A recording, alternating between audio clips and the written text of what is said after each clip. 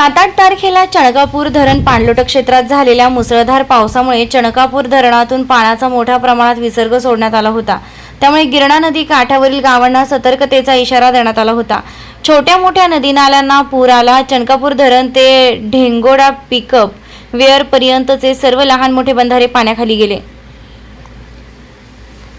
दरम्यान सावकी विठेवाडी येथील कमी उंचीच्या फरशी वजा पुलावरून पुराचं पाणी गेलं। त्यामुळे काही तास पूल पाण्याखाली गेल्यानं सावकी खामखेडा पिळकोस बिजोर या गावांचा संपर्क तुटल्यानं वाहतूक वळवण्यात आली होती।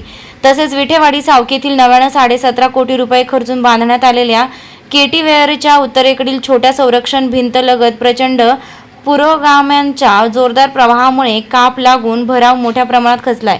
त्यामुळे उत्तर बाजूला असलेल्या शेतात पाणी शिरून मोठं नुकसान होऊ शकतं।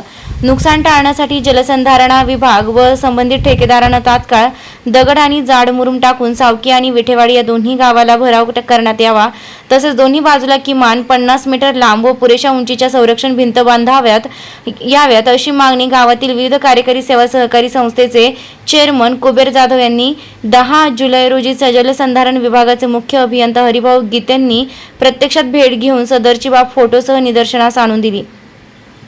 तसेच केटीवेअरच्या बांधकामाच्या वरच्या बाजूला टाकण्यात आलेल्या गोल पाईपनं बनवलेली रेलिंग मोठ्या प्रमाणात तुटलेली असता संबंधित अभियंता गुंजाळ यांना बोलावून तात्काळ संरक्षक भिंत वाढविण्यासाठी अंदाजपत्रक तयार करून ठेकेदाराकडून दुरुस्ती संदर्भात कार्यवाही करण्याचे जागेवरच आदेश देण्यात आले।